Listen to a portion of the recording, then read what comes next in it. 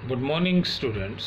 मैं डॉक्टर वेद प्रकाश, सहआचार्य, राजकीय महाविद्यालय अजमेर। आज जिस टॉपिक पर हम चर्चा करने जा रहे हैं वो है प्रबंध के सिद्धांत कौन कौन से हैं। देखिए, प्रबंध के सिद्धांत क्या हैं और उनकी प्रकृति क्या है और उनका महत्व क्या है, ये हम अध्ययन कर चुके हैं। आज हम देखेंगे कि प्रबंध के कौन कौन से महत्वपूर्ण सिद्धांत हैं। प्रबंध के सिद्धांतों को अलग अलग विद्वानों ने अलग अलग तरीके से बताया है, जिनमें हेनरी फेयल जो है वो प्रमुख हैं। हेनरी फेयल के अलावा कुंटिस ओडोनेल, जॉर्ज आर टेरी,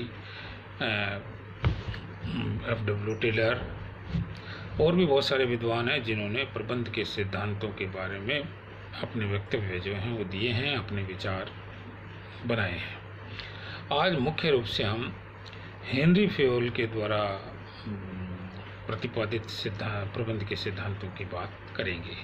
हेनरी फेयल ने टोटल 14 सिद्धांत जो हैं वो बताए हैं, लेकिन साथ ही उन्होंने ये भी कहा है कि ये एग्जाम्पलरी हैं, उदाहरणीय हैं ये सिद्धांत। इनमें हम और भी बढ़ोतरी कर सकते हैं और नए सिद्धांत भी जोड़ सकते हैं। तो हेनरी फेयल ने कौन कौन से सिद्धांत बताए हैं उसके बारे में हम आज बात कर रहे हैं।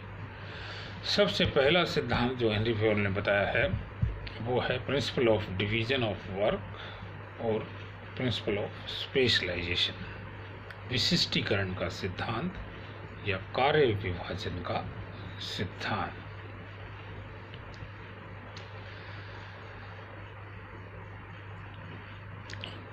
कार्य विभाजन के सिद्धांत को विशिष्टीकरण का सिद्धांत नाम जो है वो F.W. टेलर ने दिया है।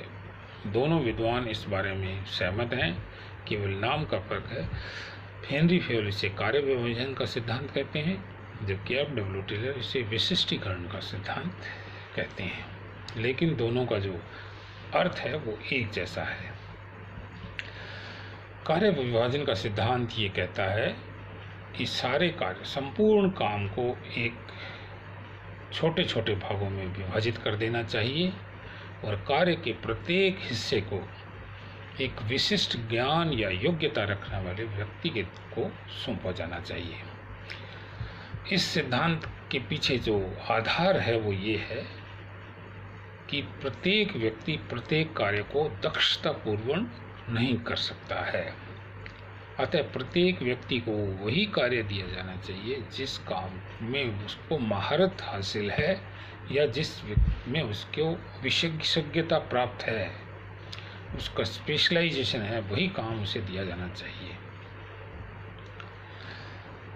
इसके साथ साथ प्रत्येक व्यक्ति के पास टाइम भी कम होता है, समय भी सीमित होता है और इसके कारण से भी वो सब कार्यों को नहीं कर सकता और सब कार्यों को करने की योग्यता भी उसमें नहीं होती है। इसीलिए कार्य विभाजन या विशिष्टीकरण के सिद्धांत को बनाया गया है।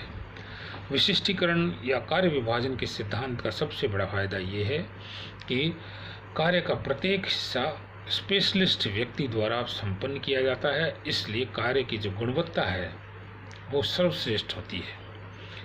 जहाँ पर हम क्वालिटी पर फोकस करते हैं वहाँ पर कार्य विभाजन या विशिष्टीकरण का सिद्धांत बिल्कुल 100% खरा उतरता है, क्योंकि जो व्यक्ति विशेषज्ञ है वही व्यक्ति काम के उस हिस्से को करेगा। जिस हिस्से में उसका दखल नहीं है उसको दूसरी योग्यता वाला व्यक्ति करेगा।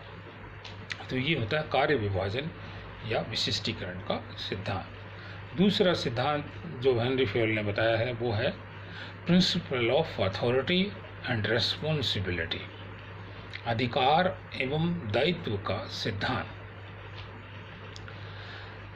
हेनरी फेयल ये कहते हैं कि अधिकार और दायित्व हमेशा साथ साथ चलने चाहिए। वास्तव में वो एक दूसरे में के पूरक हैं या एक दूसरे में समाये हुए हैं। अधिकार जो है वो दायित्वों को जन्म देते हैं और दायित्व स्वीकार करने वालों को ही अधिकार मिलते हैं। यदि हम किसी व्यक्ति को कोई अधिकार दे देते हैं और दायित्व नहीं देते हैं, वो भी सही नहीं है, और दायित्व भी सौंप देते हैं, अधिकार नहीं देते हैं, तो वो भी सही नहीं है। तो अधिकार और दायित्व हमेशा साथ साथ चलते हैं और उनमें संतुलन होना चाहिए। संतुलन भी पर्याप्त या सफिशिएंट होना चाहिए। जिस भी प्रबंध को हमने जो दायित्व दिए हैं उसके अनुरूप ही उनको अधिकार भी दिए जाने चाहिए, तभी वो अपने काम को अच्छे तरीके से अंजाम दे सकते हैं। तो ये जो सिद्धांत है वो है अधिकार और दायित्व का सिद्धांत। आज हम इसको बात को यहीं समाप्त करते हैं। हेनरी फेवल के द्वारा बनाए गए और सिद्धांतों के बारे में हम अगले वीडियो में चर्चा करेंगे। धन्यवाद। जय हिंद।